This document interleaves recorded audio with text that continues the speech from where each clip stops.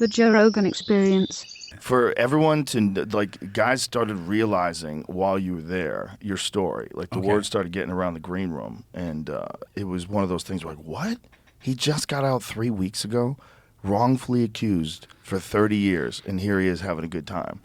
It was a crazy experience to, like, be sharing the green room with you, because you could see everybody, like, you became like the celebrity of the green room. You know what I'm saying? Like, everybody wanted to hear the story, everybody wanted to talk to you, everybody was blown away by it, and by the grace that you displayed. Like, the fact that you could be wrongfully accused, spend 30 years of your young life in a cage, and then come out and just be this wonderful, fun guy, having a good time. Everyone's laughing, having conversations. It was beautiful. It was beautiful. I'm standing next to him last night, worried most of the night because, we had got on a plane and that was his first time flying in over 30 years. There was a lot of stimulation, and, I could tell you that I'm still in shock, even sitting here now, that we're sitting next to each other, because I spent the last several years visiting him at Sing Sing, which is, not a great place, Sing Sing prison in New York. But I don't want to throw cold water on anything, but, there's a lot of steeling yourself for the moment last night going on that people didn't see. From you?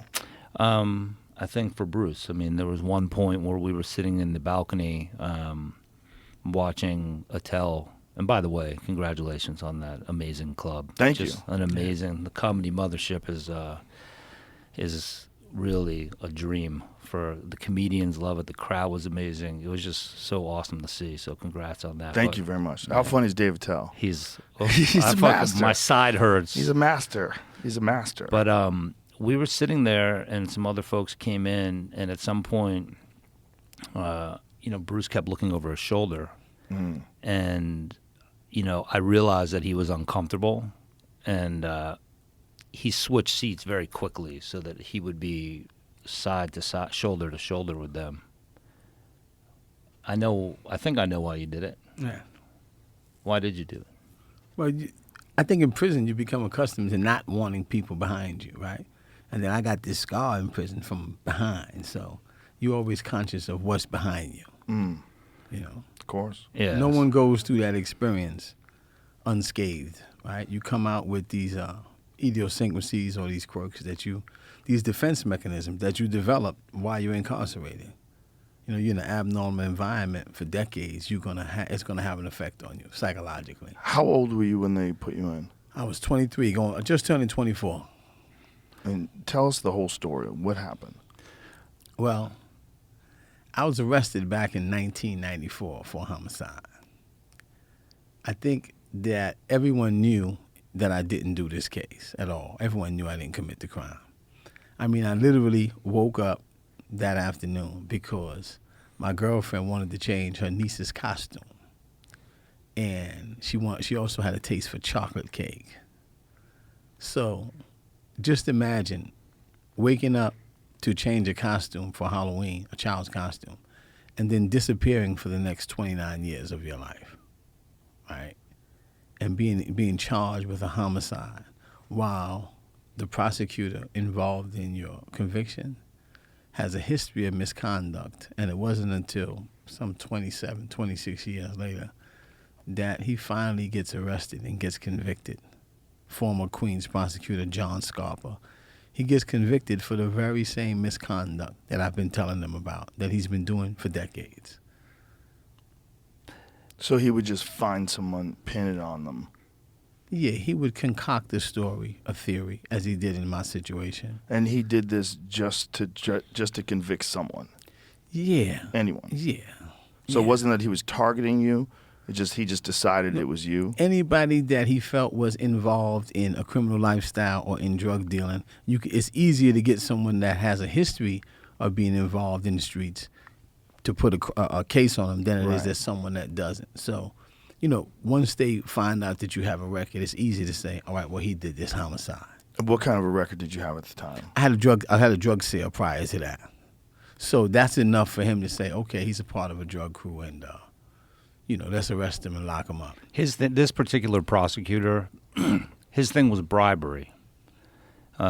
He would pay off witnesses, and he ended up not only getting convicted but went to federal prison for it. He was in some of the worst penitentiaries in New York, from Attica to... I was in Clinton, Great Meadows, Sing Sing, all maximum securities. All maximum security prisons, way upstate in some towns that are essentially, a lot of racism is pervasive in those towns, and the prison is it's the only economic development in that town. So you got brother, cousins, aunts, and uncles working in the same prison. So you get into an incident with one officer, you got a problem with the entire system.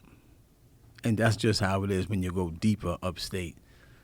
Borderline Canada, Clinton, Dannemora, and Great Meadows, and different prisons like that. So, and the economy of the area depends upon the prison, because there's really nothing there but snow during the wintertime and farming.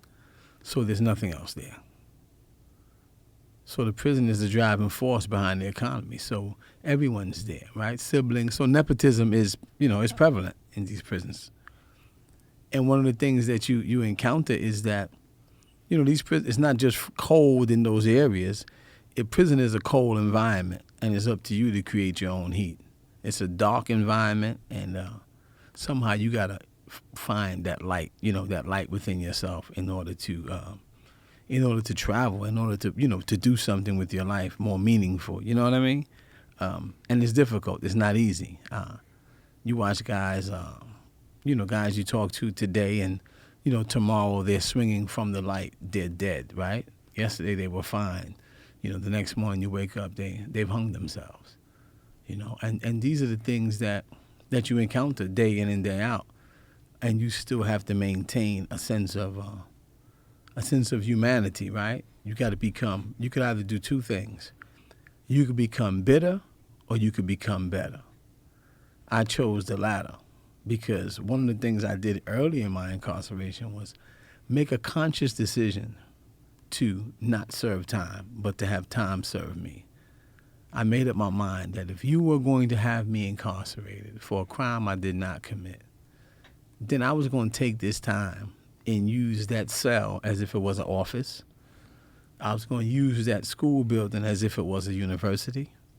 And every chance I had to just self-reflect and engage in introspection and do the things that I needed to do to protect my soul, I was going to do it.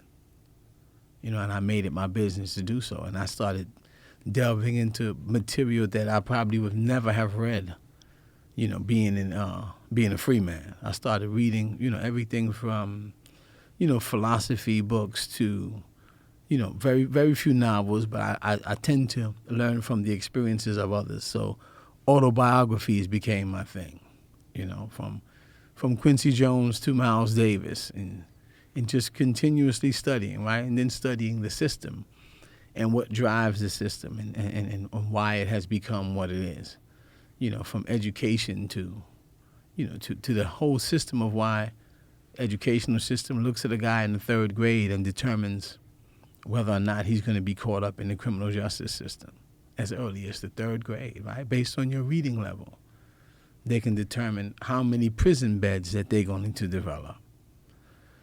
These are things that most people don't know, right? Like 50% of the incarcerated people in New York State, or probably in the country, are living with dyslexia. So they're unable to learn, the basics of education, like reading. And these guys go home and they commit crimes over and over again because they were never corrected. And these same systems that were built on the premise of rehabilitation are draconian in that they do nothing but, steal a person's humanity and allow them to become or looked at as nothing more than a number. Right? You got to wake up 6 o'clock in the morning. And sometimes when they're coming around, they're asking you your name. And they're not asking your name. They're asking you, your numbers. What cell location you in? They're not calling you Mr. Bryan. They're calling you 60 cell. Right? And a lot of people begin to internalize that and lose their sense of self. And so I remain guarded and try to maintain a sense of humanity through my meditation, right? Through fasting every now and then, and just through deep introspection and reflection. For me, that was the hard part. The easy part was education and learning. The hard part was introspection and fighting a system, right? Not just a prosecutor or a court, but fighting a system that was premised on, oppression, right? That was premised on, it's a business, a prison industrial complex. You got cheap labor. The 13th Amendment says you're allowed to be enslaved if you're convicted of a crime. You see? And so, in a system like that, you have to find a way. You got to find it within yourself, too, to rise above the fray. Did you meet anyone else inside that showed you this path? Yes. Early on in my incarceration, there was a group of guys called the Resurrection Study Group. And it was founded by a guy named Eddie Ellis, who has since passed on. And what the Resurrection Study Group did was they developed this program called the Non-Traditional Approach to Social and Criminal Justice. And it helped them understand why the vast majority of incarcerated people in New York State came from, at that time, they came from 7 basic neighborhoods, right? And these were neighborhoods that were all impoverished, that were all plagued with what we call crime generative factors, from, substance abuse to dilapidated housing to, just poverty, right? And so you see violence. And what I've come to realize is that poverty is violence. So wherever there's poverty, you're going to see violence, because poverty itself is violence. And so these neighborhoods, you begin to learn and study, and you begin to see that this is not by accident. These prisons were built for a purpose. There's a saying, they say, you build it, they're going to come. That's the same thing with prisons. You build them, they're going to come. Similar to the 1994 crime bill that was signed by Bill Clinton and co-authored by our now President Joe Biden, and incarcerated more people across the country than in any other time. Right? It perpetuated the 3 strikes, you're out. You had guys who stole a slice of pizza, 3rd strike, he gets 25 to life. We're looking at cases now where guys took $200, he's been in jail for 20 years. Some guys sentenced 70 years for armed robbery. Right? All of these things come under the 1994 crime bill. So when you begin to see it as a system that was designed to do certain things, it's a wake-up call for you. And you begin to say, hold on, man, I fell for the trap. It's time for me to begin taking a different route and begin educating myself more. And so the Resurrection Study Group, these guys steered me in that direction. They steered me in that direction, and I began to learn from another gentleman that was a part of it by the name of Dr. Gary Mendez, who also died. And he had a program called the National Trust for the Development of African American Men. And what it did was help us restore those values that we strayed away from. So this is what got me on the right path early in my incarceration.